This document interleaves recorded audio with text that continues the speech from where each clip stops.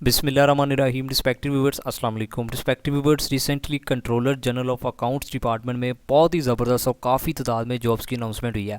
Guys, उन्हीं jobs में से जो सबसे मोस्ट इंपॉर्टेंट और ज़्यादा मीन के जो अच्छी जॉब है गाइज़, वो है जूनियर ऑडिटर की जॉब। और सबसे ज़्यादा पोस्टों की भी इन्हीं की मीन के अनाउंसमेंट हुई है, जिसका BPS 11 है। तो गाइज़, आज की इस वीडियो में आपके साथ इन्हीं जॉब से रिलेटेड कंप्लीट गाइडलाइंस आप लोगों के साथ शेयर करने जा रहा हूँ। मीन के सबसे पहले एजुकेशन क्राइटेरिया क्या रखा गया है, एज क्राइटेरिया क्या रखा गया है, कैसे आपने अप्लाई करना है, सिलेक्शन प्रोसेस क्या होता है, मीन के किन किन मराहल से आपको गुजरना पड़ता है। देन सैलरी की भी बात करेंगे, जॉब नेचर क्या होती है, प्रमोशन स्ट्रक्चर क्या होता है। अगर आप जूनियर ऑडिटर एज BS 11 के तौर पर भर्ती होते हैं तो गाइस कहाँ तक आपकी प्रमोशन हो सकती है, टेस्ट पैटर्न क्या होगा, सबसे मोस्ट इंपॉर्टेंट गाइस जो आपका पार्ट होगा। देन गाइस जो मोस्ट इंपॉर्टेंट पार्ट है कि आपने कैसे उस टेस्ट की तैयारी करनी है। अगर आपका भी एक ड्रीम है ना AGPR में एज जूनियर ऑडिटर भर्ती होना, तो गाइस ये आपने वीडियो को कंप्लीट वॉच करना है। इंशाल्लाह ये आपके लिए बहुत ज़्यादा इन्फॉर्मेटिव होगी, क्योंकि मैं आपको कंप्लीट गाइडलाइंस तैयारी के वाले से complete guidelines all over the जो क्वेश्चन बनते हैं ना आपको गाइड कर दूंगा। गाइस, सबसे पहले बात कर लेते हैं एजुकेशन क्या मांगी गई है। गाइस, अगर आपने बैचलर किया हुआ है ना कॉमर्स की किसी भी फील्ड में, चाहे आपने अकाउंटिंग एंड फाइनेंस किया हुआ है, BBA किया हुआ है, BS कॉमर्स किया हुआ है, BCom 4 ईयर किया हुआ है, BCom 2 ईयर किया हुआ है, इसके अलावा आपने और भी चाहे CA वगैरह किया हुआ है, तो आप अप्लाई कर सकते हैं।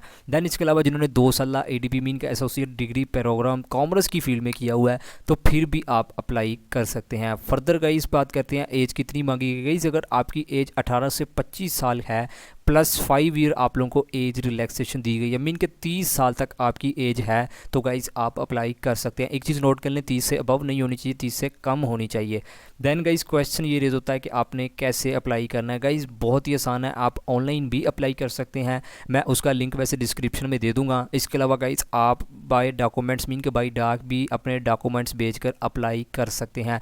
जिस पोस्ट पर आपने अप्लाई करना है गाइस, एक्चुअली मैंने अभी रिसेंटली एक एडवर्टाइजमेंट पर वीडियो बना चुका हूँ मुख्तलिफ डिपार्टमेंट्स में। मीन के जैसा कि लाहौर में AGPR है ना, तो वहाँ मीन के डिफरेंट फ्लोर बने हुए हैं। फर्स्ट फ्लोर में जूनियर ऑडिटर की सेपरेट से वैकेंसीज है, देन उसके अलावा दूसरे फ्लोर में भर्ती किए जाएंगे, तीसरे में भी भर्ती किए जाएंगे। तो अगर आप तीनों में अप्लाई करना चाहते हैं ना, तो आपको सेपरेट मीन के आपको अपने डॉक्यूमेंट्स अरसाल करने होंगे जहाँ भी आपने अप्लाई करना है। इसी तरह आपका जो मीन के जिस डिपार्टमेंट में आप भर्ती जाए, इस्लामाबाद वाले, कोयटा वाले, इसके अलावा कराची वाले, जिस डिपार्टमेंट में आप अप्लाई करना चाहते हैं ना, तो आपको सेपरेट से हर मीन के डिपार्टमेंट में अप्लाई करना पड़ेगा। एक से ज़्यादा मीन के पोस्टों पर भी अप्लाई कर सकते हैं इन पोस्टों में। गाइस बात करते हैं सिलेक्शन प्रोसेस का, मोस्ट इंपॉर्टेंट गाइस पार्ट है।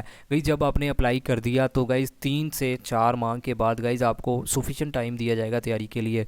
सबसे पहला जो आप लोगों का होगा वो रिटन टेस्ट होगा। गाइस एक चीज़ नोट कर लें, रिसेंटली जो 2021 मीन के 2021 में जो रिक्रूटमेंट का प्रोसेस मुकम्मल हुआ था ना, जब जॉब्स आई थी, तो गाइस डिपार्टमेंट ने खुद टेस्ट कंडक्ट किया था। लेकिन उससे जो पहली मीन के जो रिक्रूटमेंट थी मीन के 2020 वाली, तो गाइस उसमें किसी टेस्टिंग एजेंसी NTS को मीन के आप लोगों का जो सिलेक्शन का प्रोसेस है ना, मीन के रिक्रूटमेंट का प्रोसेस, वो जिम्मेदारी दी गई थी। लेकिन रिसेंटली 2021 में गाइस डिपार्टमेंट में खुद टेस्ट कंडक्ट किया था। मैं उसका आपको पेपर पैटर्न भी बता देता हूँ। गाइस 50 MCQs पर मुश्तमिल आप लोगों का जनरल सा टेस्ट था, जिसमें 10 मार्क्स इंग्लिश के थे, 10 मार्क्स इस्लामिक स्टडी के थे, 10 पाक स्टडी, 10 GK और 10 आप लोगों के जो सब्जेक्ट रिलेवेंट बनते हैं ना, मीन के जैसे आपने BCom 2 ईयर किया हुआ है, तो गाइस BCom से रिलेटेड क्वेश्चन आपके 10 मार्क्स से, जिनमें financial accounting, cost accounting, auditing का 1-2 क्वेश्चन था, टैक्स वगैरह से मीन के इनकम टैक्स से रिलेटेड 1-2 क्वेश्चन थे। मीन के 10 क्वेश्चन आपकी सब्जेक्ट मीन के आपकी फील्ड से रिलेटेड थे। गाइस रिटर्न टेस्ट के बाद जो कैंडिडेट्स टॉप मेरिट पर आते हुए होंगे, गाइस एक सीट पर मीन के 3 कैंडिडेट्स को भी टाइपिंग टेस्ट के लिए बुला सकते हैं, 4 पर भी बुला सकते हैं, 5 को भी बुला सकते हैं, लेकिन ये डिपेंड करता है डिपार्टमेंट पर। बाकी गाइस ये कन्फर्म नहीं है कि इस बार भी डिपार्टमेंट ही खुद टेस्ट कंडक्ट करेगा, लेकिन जो अकॉर्डिंग टू लास्ट एडवर्टाइजमेंट थी ना, मैं उसी के अकॉर्डिंग बात कर रहा हूँ।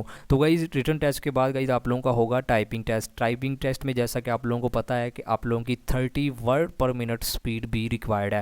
गाइस एक चीज़ नोट कर लें, लास्ट ईयर बहुत सारे कैंडिडेट्स टाइपिंग टेस्ट में फेल हो गए थे, मीन के उनसे टाइपिंग स्पीड ही नहीं निकल रही थी। काफ़ी कैंडिडेट्स ने रिटन टेस्ट को पास कर लिया था, लेकिन टाइपिंग टेस्ट में कैंडिडेट्स फेल हो गए थे। तो जिन कैंडिडेट्स ने भी टाइपिंग टेस्ट पास किया था, तो गाइस उनका मीन के इंटरव्यू फर्दर हुआ था। गाइस एक चीज़ नोट कर लें, अगर आपकी भी टाइपिंग की स्पीड कम है ना, मीन के कभी आपने प्रैक्टिस नहीं की तो गाइज़ अभी से अपनी प्रैक्टिस को स्टार्ट करें, साथ साथ रिटन टेस्ट की तैयारी करें। फर्दर मैं आपको बताता हूँ रिटन टेस्ट की कैसे कहाँ से तैयारी करनी है। तो गाइज़ साथ साथ आप अपनी टाइपिंग पर लाजमी फोकस करें, क्योंकि गाइज़ मोस्ट इंपॉर्टेंट आपका पार्ट होता है आपकी रिक्रूटमेंट में। अगर आपकी 30 से मीन के एक भी कम आ जाती ना 29 भी, तो गाइज़ फिर भी आपको इंटरव्यू के लिए नहीं मीन के आपको शॉर्ट लिस्ट किया जाता। तो आपने अभी से अपनी तैयारी मीन के टाइपिंग पर फोकस देना है, रोज़ाना प्रैक्टिस करनी है। इंशाल्लाह गाइज़ आपकी 3 से 4 माह के अंदर अंदर बड़ी अच्छे से टाइपिंग की प्रैक्टिस हो जाएगी। घर में आपने गाइज़ 40 से अबव स्पीड निकालनी है, फिर ही आप इजीली वहाँ 30 निकाल पाएंगे। वैसे आपको 30 लग रहा होगा कि बहुत मीन के इजी बंदा निकाल लेता है, लेकिन गाइज़ एक चीज़ नोट कर ले, वहाँ प्रेशर होता है।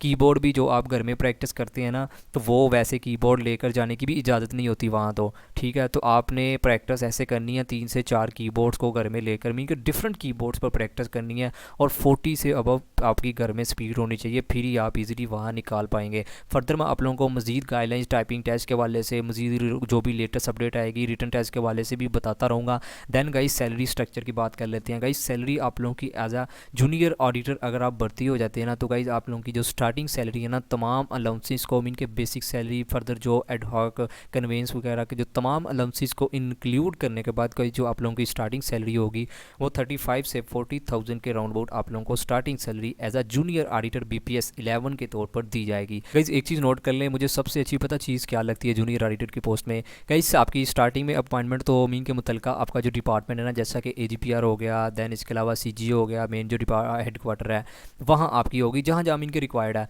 फर्दर गाइज आप बहुत जल्द मीन के आप अपने डिस्ट्रिक्ट के अंडर मीन के अंदर ट्रांसफ़र करवा सकते हैं। जो भी आपके डिस्ट्रिक्ट में अकाउंट ऑफिस है ना, वहाँ आप अपनी मीन के ट्रांसफ़र बहुत जल्द करवा सकते हैं। तो ये बहुत अच्छी अपॉर्चुनिटी है मीन के आप अपने डिस्ट्रिक्ट में जॉब कर सकते हैं।